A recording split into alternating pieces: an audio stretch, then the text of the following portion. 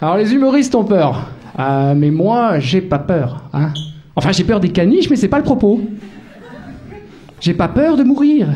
Moi, je vais en parler, je vais mettre les pieds dans le plat, je vais y aller franco, je vais le faire. Tant pis pour les conséquences, je vais en parler ce soir. Je vais vous parler de Denver, le dernier dinosaure. Bon alors d'abord, me remerciez pas, grâce à moi, vous avez le générique de Denver, le dernier dinosaure, coincé en tête jusqu'à la fin de la semaine. Et ça c'est cadeau, hein, ça me fait plaisir, c'est cadeau. Alors parlons-en. Denver, le dernier dinosaure, est un diplodocus bassiste qui fait du skateboard.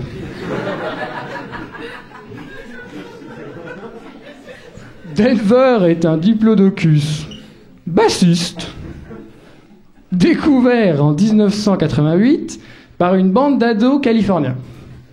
Ça soulève quelques questions, hein ? D'abord, pourquoi ça se passe toujours aux États-Unis ? Dès qu'il y a une créature bizarre un peu attardée qui débarque, c'est pour les ricains. Hein ? Denver, E.T., King Kong, Donald Trump. Toujours pour les Américains.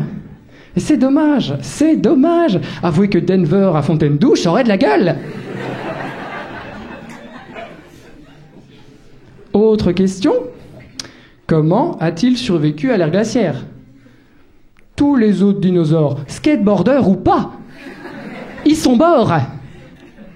Alors comment ? J'ai une théorie là-dessus.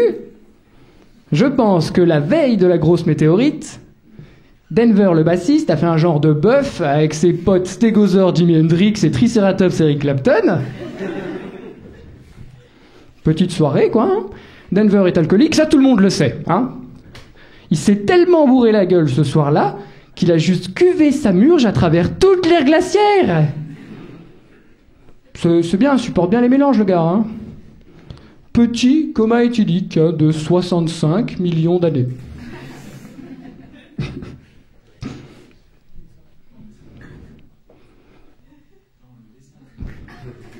Je sais, pourquoi tu me parles, enfin... Je comprends pas trop, bizarre ce mec.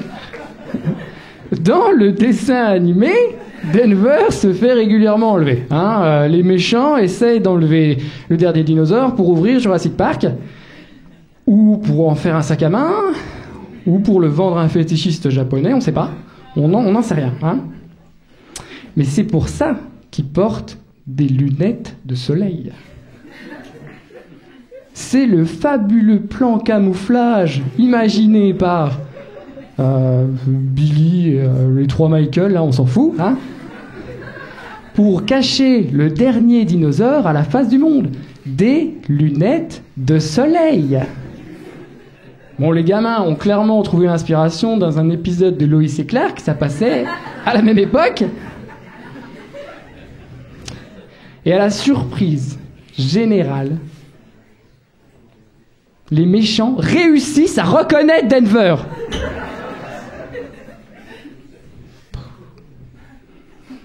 C'est incroyable.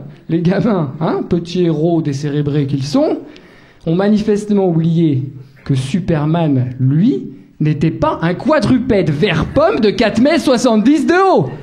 Hein ? Forcément, les lunettes, ça suffit pas sur un dinosaure. Ça ressemble juste à un dinosaure avec des lunettes. Pas un humain, enfin. Bref, Denver se fait enlever et il le transporte généralement à l'arrière d'une camionnette blanche. Alors je me suis renseigné un peu. Hein. Un diplodocus, ça peut faire jusqu'à 19 000 kilos. Certes, hein, Denver est un petit diplodocus. Hein, mais tu vas pas me faire croire que tu peux le transporter sur les suspensions d'une kangou. Que d'incohérence dans cette histoire, que d'incohérence quand même, hein, un peu plus, et Denver il marche sur l'eau. Hein, Martine fait du poney, Denver change son nom en vin. Mais imaginez une histoire où le protagoniste changerait son nom en vin, c'est débile. Personne n'y croirait, enfin bref. N'importe quoi. Bref, admettons. Par le pouvoir de l'amitié interespèce, les gamins réussissent à sauver Denver. Et tout le monde est content, sauf peut-être le fétichiste japonais, qui lui attend toujours qu'on lui livre un diplodocus empaillé pour sa salle de torture. Mais le pauvre, ça fait vide, une salle de torture sans diplodocus empaillé. Ben oui, le pauvre, enfin. Mais la vraie victime là-dedans, celui pour qui moi, j'ai une pensée ce soir, c'est le gamin qui joue de la batterie dans le groupe de Denver. Il s'appelle Billy, ou Michael, on s'en fout, à la fin, rien à foutre. Je vais vous expliquer pourquoi c'est lui la victime. Dans un groupe de rock, le chanteur se tape toutes les groupies. Hein, un peu comme Carlos Finroy à la fin d'À toi l'honneur. Le chanteur se tape toutes les groupies. Le guitariste, lui, a tous les solos et donc la gloire. Tout ce qui reste au batteur dans un groupe de rock, c'est de se dire qu'au moins il est plus cool que le bassiste.